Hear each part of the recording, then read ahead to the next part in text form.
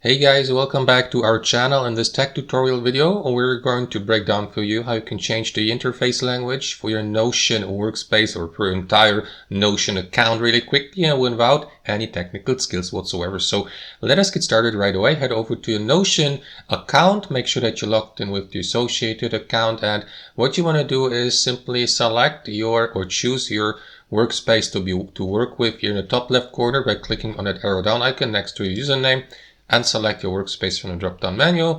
And after that, what you want to do is click on that gear icon here to access your workspace settings. And here inside your account or workspace settings, head over to preferences at the top of that left panel.